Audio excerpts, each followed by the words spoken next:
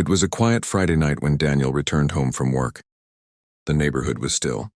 The kind of silence that feels heavy, like it's pressing against the windows. He locked the front door behind him, dropped his keys on the table, and turned on the TV to drown out the emptiness of the house. Around midnight, as he dozed off on the couch, he thought he heard something upstairs. A slow, deliberate creak. He froze. His house was small and he lived alone, telling himself it was just the old pipes. He grabbed the remote and turned the volume up.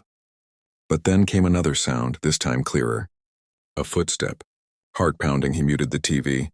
The silence was deafening. The floor above him groaned again, like someone was shifting their weight. He wanted to believe he was imagining it. But then the soft scrape of something dragging across the floor made his skin crawl. Daniel picked up a flashlight and a kitchen knife, his hands trembling. Step by step, he climbed the stairs. The hallway was dark, shadows stretching unnaturally long. He whispered, "Hello?" But his voice cracked, swallowed by the silence. He checked each room, empty. But in his bedroom, the closet door was slightly open. He was sure he'd left it shut. With a shaking hand, he pulled the door open. Nothing, just coats and boxes. But as he exhaled in relief, he noticed something chilling. The window was unlocked.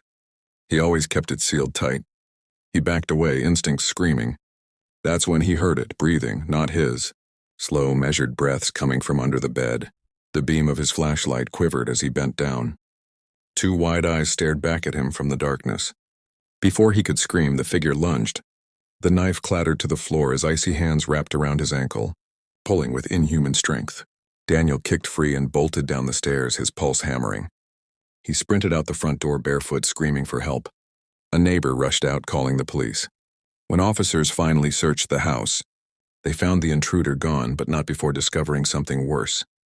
Hidden cameras had been planted in the vents and corners of every room, wires leading to a small black box tucked in Daniel's closet. The intruder hadn't just broken in that night. He'd been watching for weeks.